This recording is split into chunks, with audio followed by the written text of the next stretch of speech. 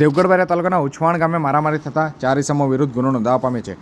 તારીખ 13/7/2024 શનિવારના રોજ મળતી માહિતી અનુસાર ઉછવાણ ગામે આ કામના ફરિયાદી ખેતરમાં થઈ અને નદીમાંથી રેતીની ટ્રકો જતી હોવાથી રસ્તા ઉપર જે વરસાદી પાણી ભરાઈ ગયું હતું. રેતીની ગાડીઓ ફરિયાદીના વાવણી કરેલ ખેતરમાંથી પસાર થતી હોવાથી ખેતરમાં વાવણીને નુકસાન થતું હતું, જેથી ફરિયાદી દ્વારા જેસીબી લાવી અને ખાડો ખોદી ખેતરમાં રેતી ભરેલા વાહનો જતા અટકાવતા ઉછવાણ ગામના સરપંચે ફરિયાદી તથા તેના પતિ તથા આ કામના આરોપીઓને ભેગા કરી સમાધાન કરવા જણાવેલ હતું.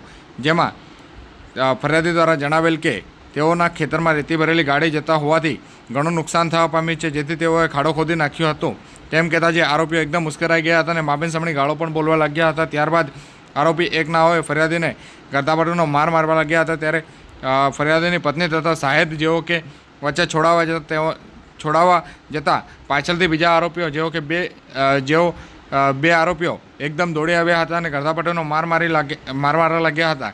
ત્યારબાદ આજે તો તમને રહેવા દીધા છે, હવે પછી અમોને હેરાન કરશો તો અમે જીવતા નહીં છોડીશું તેવી જાનથી મારી નાખવાની ધમકીઓ પણ આપી હતી.